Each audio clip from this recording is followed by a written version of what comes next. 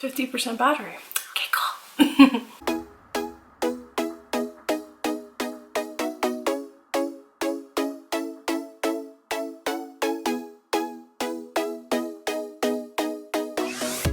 Hey guys, welcome back to my channel. Today I am wearing my merch. If you didn't see the promo in the beginning of this video, I have my own merch and I love it. I think it's so cute. This is my little watermelon alien girl. Has my name underneath it and it's only 15 bucks. And if you still use the promo code THANK-YOU10, you can get 10% off your order if you do choose to purchase from my merch site. I would highly appreciate it, but if you didn't, thanks for checking it out anyway. I don't know what to tell you.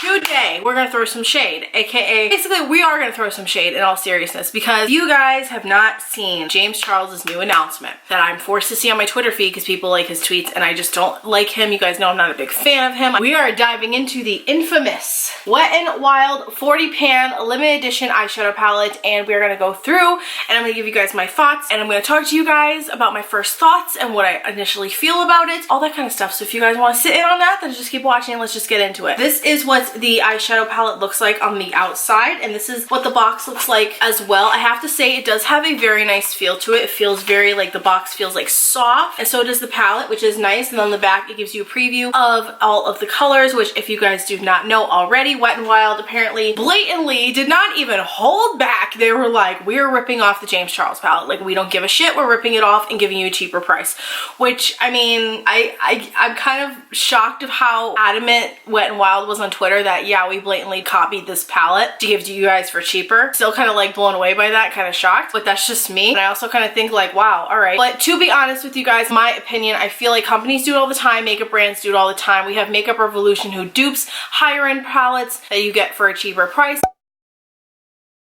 I feel like it's really nothing new and I feel like, you know, as much as James should be upset that someone copied his like color pan and all that, other companies are gonna do it. Like, it's just the reality of it. Just like other companies like in China or wherever are gonna make fake replicas of your palette. So I feel like that's not really anything new and it's just something that's been happening for years. I have to say, as soon as this was announced that you could buy it, I was like, oh my god, I have to get it. Because a lot of you guys, if you're already subscribers of mine, if you've been here before, you know I'm a huge Wet n Wild fan. Wet n Wild is the first makeup brand I've ever used and I cannot stop talking about it and I know it's annoying, like, Sam, shut up, nobody cares. It is the first makeup brand I ever used as a kid when I was first getting into makeup. It means a lot to me, it really does, and I feel like this brand has grown so much, like the quality of their makeup for such a cheap price, like it actually is amazing and I cannot stop stressing that enough. I have a real love for Wet n Wild, so if they ever watch this video, I love you. So much. My first impression when I first opened this, I thought, okay, the box is cute. I didn't expect it to look like this, but I kind of think it's cool because it's like, oh wait, it's a person.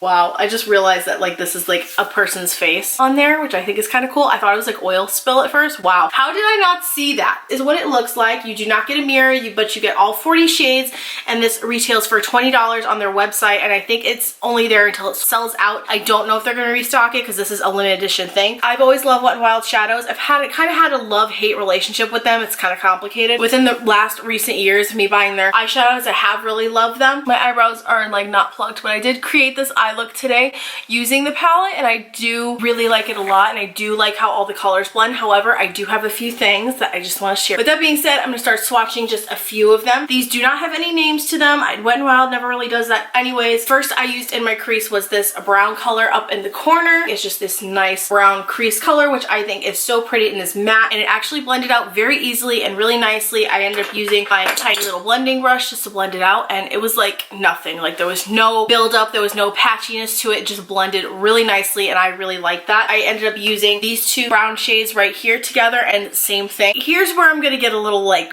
granted, yes, it's Wet n Wild. Wet n Wild is a cheaper brand. However, since the quality of their makeup has gone up, I kind of expect the quality of all their makeup to be around the same level, if you get what I'm saying. So I ended up using these two metallics right here along with this one and I don't know if you guys are gonna be able to just pick it up on camera, but there are some holes in it because I had to really stab my my brush in there to get the product out. I was literally just kind of in there because I felt like I wasn't getting enough pigment on my brush when I would put it on my eye. So then I ended up actually using my makeup setting spray to just spray my brush, and then I got a much better result. But I will say, if you do choose to get this palette, the metallics I'm not really impressed by. Like, if this was just an all matte palette, like, I would really be down for it with just like a couple metallics. But since there are so many metallics in there, I'm a little bit disappointed that they didn't really work for me unless I wet my brush first, which I feel like a lot of eyeshadows are like that. But like I said, I kind of expected like a little bit better quality in that way. So I am gonna swatch the two that I did use, and then we're gonna swatch some swatching. So like that right there, like, looks absolutely gorgeous. Holy moly, I love that. It's so pretty. And then we have this one right here, which, oh my gosh, like, looks so gorgeous on your hand. But maybe if I used a different brush. So even before that, I tried to start using with this brush to put the metallics on, and I was noticing not a lot of product was coming off, which has happened to me before while using this brush. So I went to my flat Tarte brush, which I always use, and it kind of did a little bit better of a job, but it didn't do as well of a payoff as if I wet my brush. Metallics are really pretty. Maybe it's just user error, I don't know, but when I tried this out this morning, first impressions, I was like, huh, not a lot of metallics are coming off. And I personally don't like that because I always wear metallics on my eyes in some way, shape, or form, whether it's in the inner corner or, you know, all over the lid,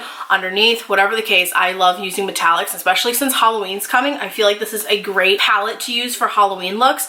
I kind of expected the metallics to work a little bit better. Maybe they're supposed to be designed to use with a wet brush. I don't know. Let me know you guys' thoughts down below, what you think. I'm just a very picky when it comes to metallics. So it's like, if the shadow's not going to end up working, I'm not going to use it. And I kind of ended up having that same problem because I ended up using this metallic shade right here in the palette. Can't really see it that well. So maybe I'm just not, I tried to use that color on my inner corner and I just wasn't getting enough of a payoff. So I did end up having to reach for my Kylie palette right here and use, I think, quartz in there. Yep, quartz, just to put in my inner corner because it just wasn't as shiny as I personally would have liked. I know there's a lot of people out there, if you really want like a soft metallic, not a crazy metallic, then I would definitely consider this palette because I feel like from the metallics that I have tried, like, here's another one right there. So pretty swatch, but of course we can't just go by swatches anymore. But since it's just a first thoughts, first impressions, I am going to keep using this palette and testing it out, and then I will maybe do an update video for you guys or let you guys know my favorites. But overall, besides the metallics, I was kind of like,